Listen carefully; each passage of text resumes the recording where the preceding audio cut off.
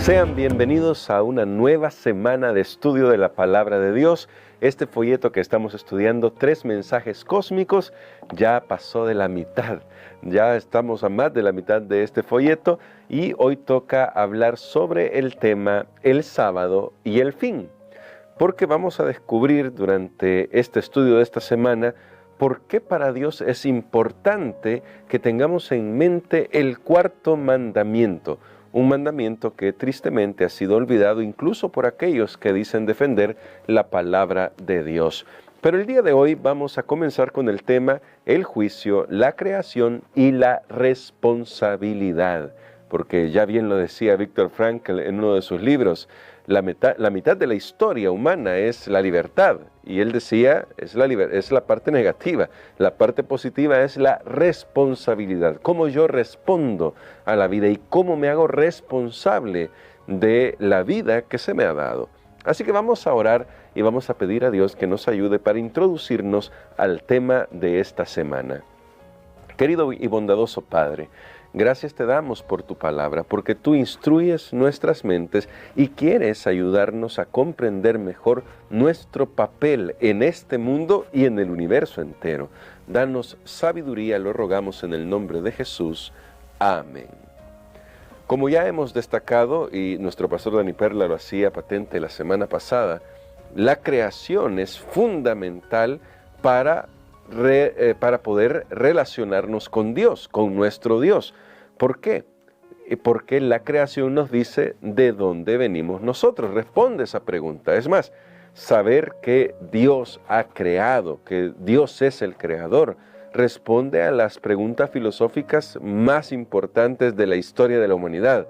¿De dónde venimos? ¿Por qué estamos aquí? ¿Y hacia dónde vamos? Ahora, cuando hablamos de la creación, también debemos pensar en la dignidad humana. Dios, nuestro Padre, nos hace a todos partícipes de una misma familia y en ese sentido nos invita a vivir de una manera particular que demuestre el carácter de Dios ante la familia, que es la humanidad.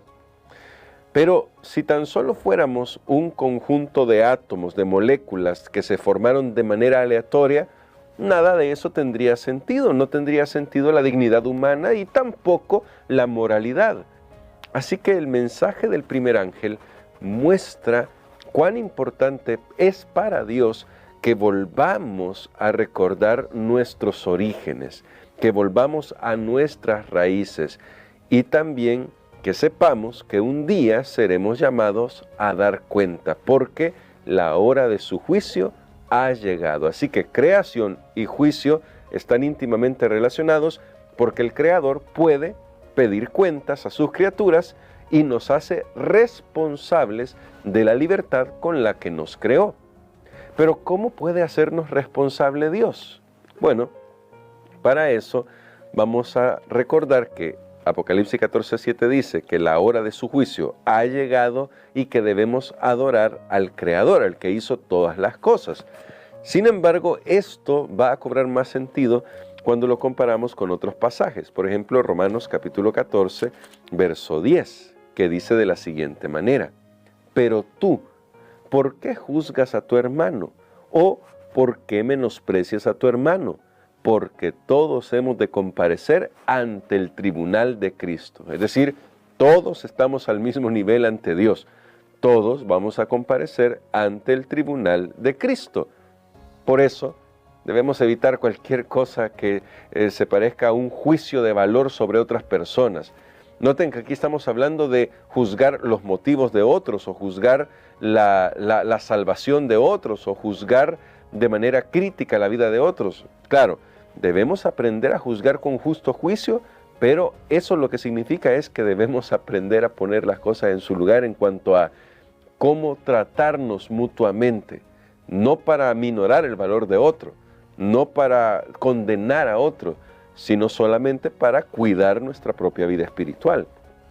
Pero vean lo que ahora dice Santiago. Son varios textos, pero creo que vale la pena leerlos para la reflexión de hoy.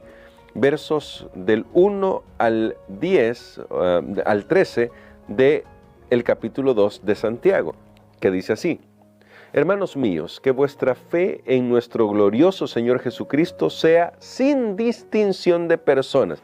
A esto es lo que se está refiriendo Pablo también. La distinción de personas, ese es el juicio que nosotros emitimos, es decir, no es un juicio justo.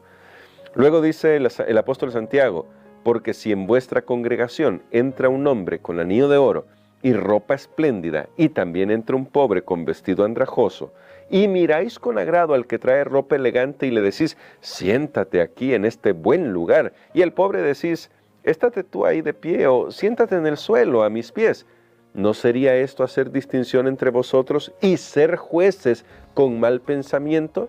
¿Notan a qué se refiere la Biblia con lo de no juzgar? ¿Sí? No juzgar a los demás.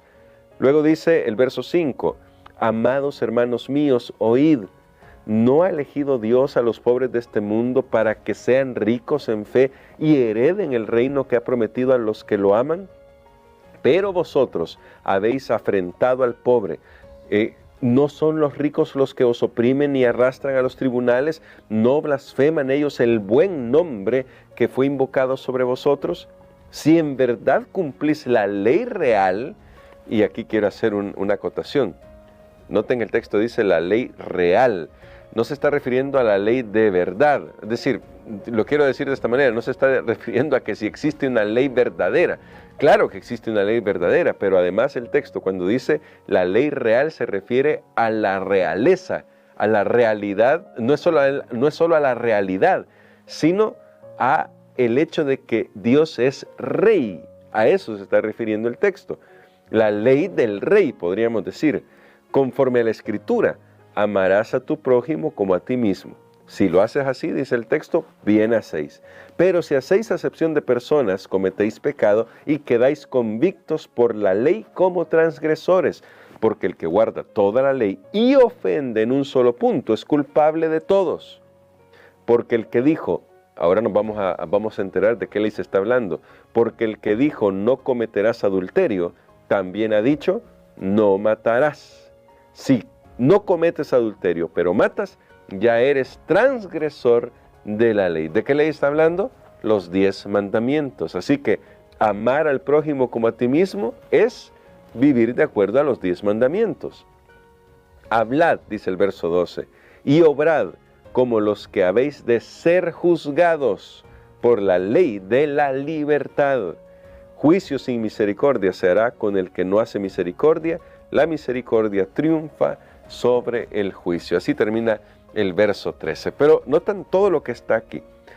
Tenemos la capacidad de tomar decisiones morales porque un Dios moral nos creó.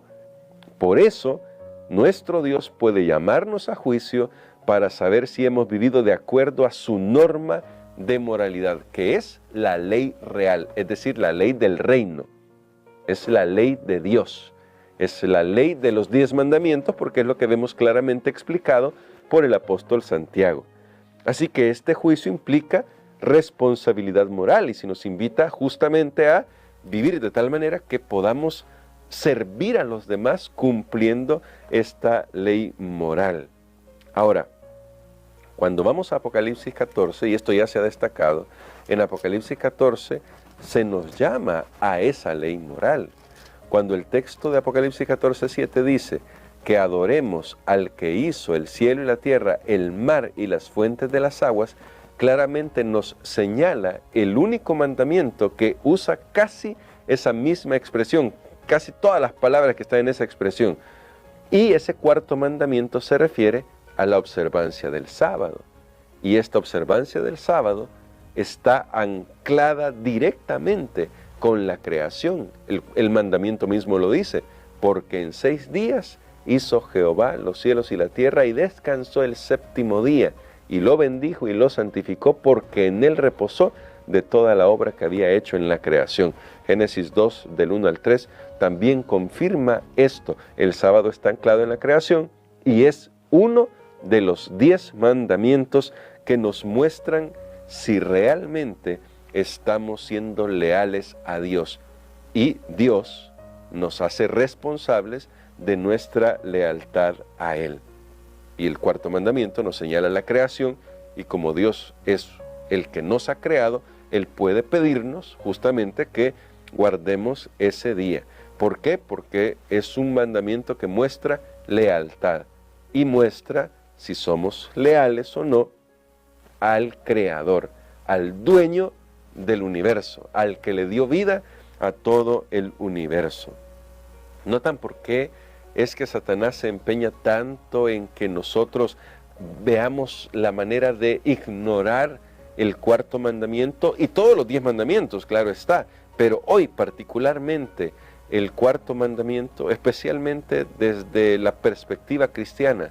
Muchos cristianos hacen a un lado este mandamiento cuando ponen de relieve los otros 9 y hacen creer que el cuarto mandamiento es solamente una institución obsoleta, vieja, judía, dicen ellos, como si cuando Dios dio el sábado existían los judíos, y cuando Dios dio el sábado a la humanidad se lo dio a Adán y Eva como representantes de todos los seres humanos. Y lo que dice Santiago, que es lo que hemos leído, es que nosotros debemos aprender a vivir de tal manera que reconozcamos que un día seremos juzgados por la ley de la libertad, los 10 mandamientos. ¿Y por qué se le llama la ley de la libertad?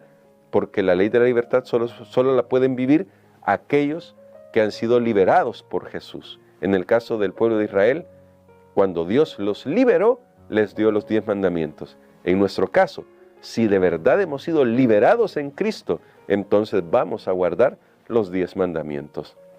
Es un simple y sencillo razonamiento que nos debe hacer pensar en, ¿estamos siguiendo la voluntad de Dios?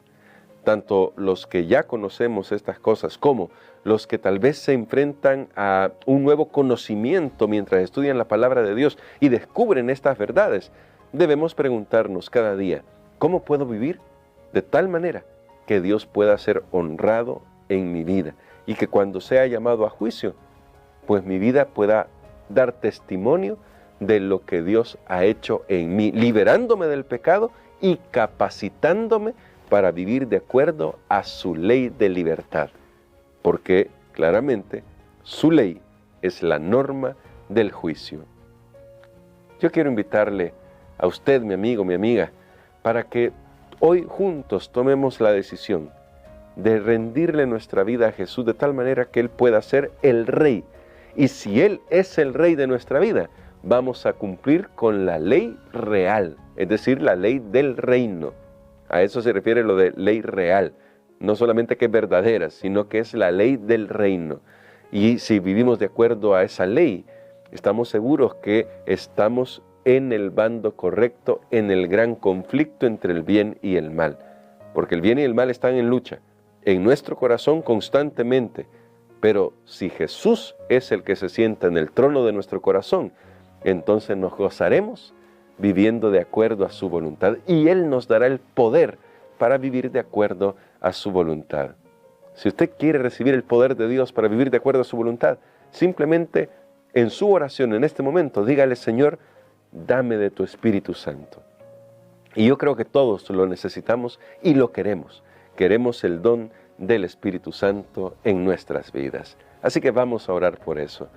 Padre querido, gracias por darnos la ley de la libertad.